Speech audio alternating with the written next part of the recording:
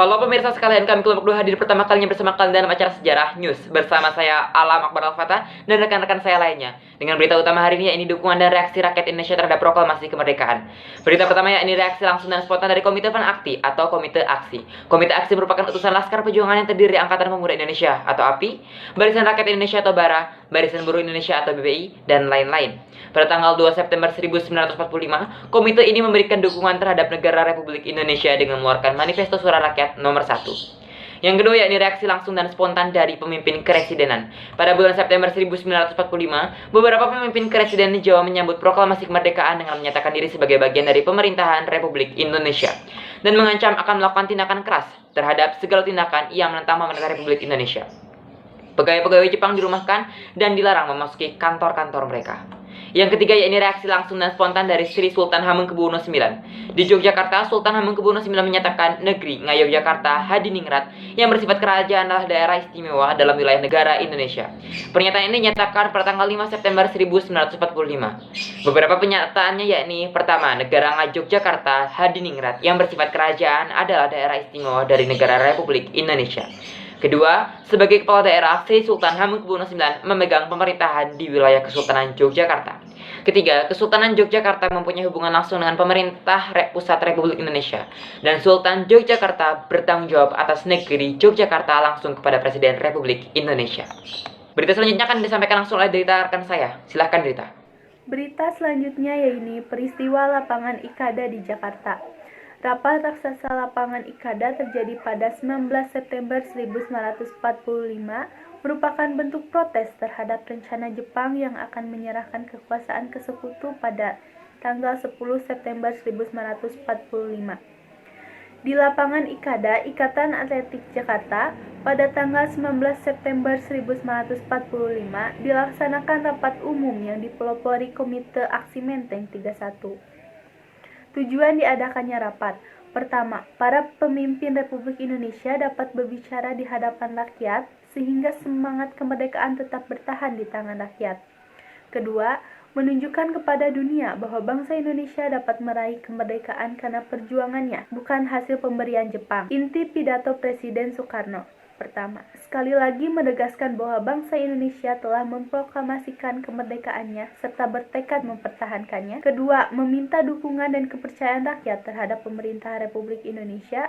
Ketiga, menuntut rakyat untuk mematuhi kebijakan-kebijakan pemerintah dengan disiplin. Keempat, memerintahkan rakyat untuk bubar meninggalkan lapangan dengan tenang untuk menghindari pertumpahan darah. Makna rapat raksasa di lapangan Ikada antara lain, pertama, rapat tersebut berhasil mempertemukan pemerintah Republik Indonesia dengan rakyatnya. Kedua, rapat tersebut merupakan perwujudan kewibawaan pemerintah Republik Indonesia terhadap rakyat.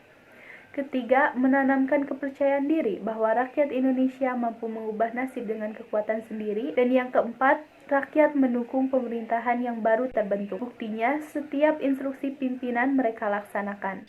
Berita selanjutnya yaitu 2. Perwujudan senjata dan pengambil alihan aset Jepang. Para pemuda merebut gudang Mesiu, markas pertahanan Pangkalan Angkatan Laut di ujung, serta pabrik yang tersebar di berbagai kota. Perwujudan ini dimaksudkan untuk 1. Mendapatkan senjata untuk modal perang.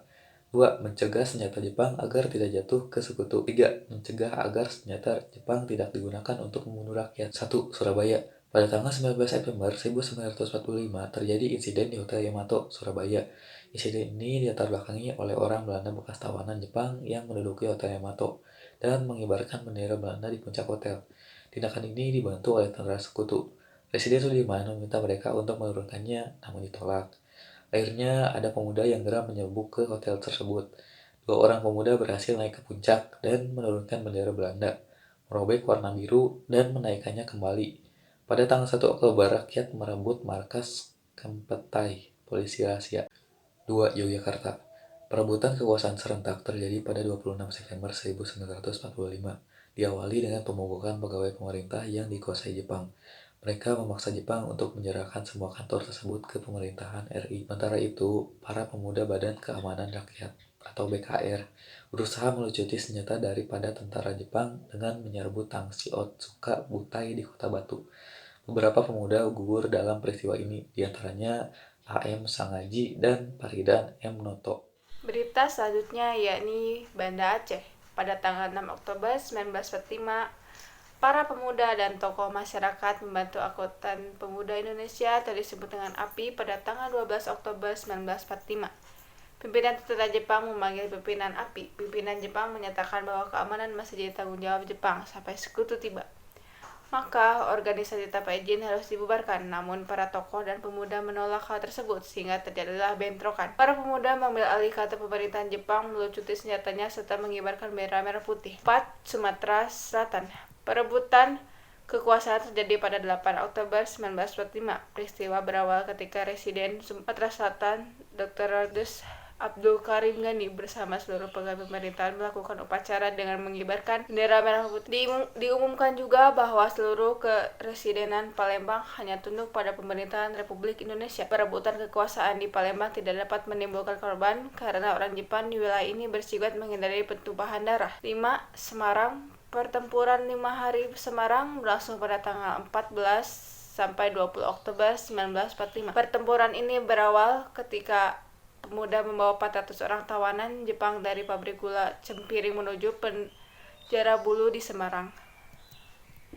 Setelah sampai, sebagian tawanan melarikan diri dan meminta perlindungan ke Batalion Kidobutai di Ngalah, Jawa Tengah. Ada juga desas-desus bahwa cadangan air minum di Ceti telah diracuni Jepang. Saat Dr. Karyadi memeriksanya, tentara Jepang menembak mati Dr. Karyadi. Peristiwa ini memicu kemarahan para pemuda. Jepang membalas keesokan harinya. Jepang mencari dan menyerang pos para pemuda. Pertempuran baru berakhir ketika pimpinan TKR atau disebut dengan Tentara Keamanan Rakyat berunding dengan pasukan Jepang. Upaya perdamaian berhasil dipercepat setelah pasukan sekutu Inggris mendarat di Semarang pada 20 Oktober 1945. Setelah Jepang ditawan dan dilucuti, monumen Tugu Pemuda di Semarang yang berdiri saat ini dimaksud untuk mengenang tindakan heroik para pemuda di Indonesia melawan Jepang. 6. Kalimantan. Dukungan dilakukan dengan mengibarkan bendera merah putih serta mengadakan rapat pada tanggal 14 November 1945. 8.000 orang berkumpul di Komplek Nica sambil mengharap bendera merah putih. 7. Sulawesi. Para pemuda mendukung Gubernur Sulawesi, Dr. Samratulangi, dengan merebut Gedung Pita di tangan polisi Jepang. 8. Sumbawa. Pada Desember 1945, rakyat Sumbawa berusaha merebut pos militer Jepang di Gempe, Sape, dan Rabak. Pada tanggal 13 Desember, para pemuda serentak menyerang pos tersebut. Sistem pemerintahan Indonesia pada masa awal kemerdekaan. Sesuai dengan hasil sidang kedua PPKI pada tanggal 19 Agustus 1945 dan tanggal 12 September 1946 adalah dibentuknya Kabinet Presidensial atau Kabinet RI 1 dengan 12 departemen dan 4 menteri negara. Keluarnya maklumat Pemerintah Nomor 3 tanggal 3 November 1945 tentang anjuran pembentukan partai politik. Syaratnya harus memperkuat perjuangan, mempertahankan kemerdekaan, dan menjamin keamanan masyarakat. Partai politik yang dibentuk antara lain: 1. Masyumi, berdiri pada tanggal 7 November 1945. 2. PKI, berdiri pada tanggal 7 November 1945. 3. PBI, berdiri pada tanggal 8 November 1945. 4. PLJ, berdiri pada tanggal 8 November 1945. 5. Parkindo, berdiri pada tanggal 10 November 1945. 6. Parsi, berdiri pada tanggal 10 November 1945. 7. Paras, berdiri pada tanggal 20 November 1945. 8. PKLI, berdiri pada tanggal 8 Desember 1945. 9. Permai, berdiri pada tanggal 17 Desember 1945. 10. PNI, berdiri pada tanggal 29 Januari 1946. Sani Pramana melaporkan langsung dari rumahnya. Sistem pemerintahan Indonesia pada masa awal kemerdekaan kali ini menutup rangkaian Sejarah News hari ini. Saya Alam Akbar Al-Fatah dan segenap kru dari Sejarah News mohon pamit undur diri. Tetap jaga kesehatan dan patuhi protokol kesehatan. Sampai jumpa.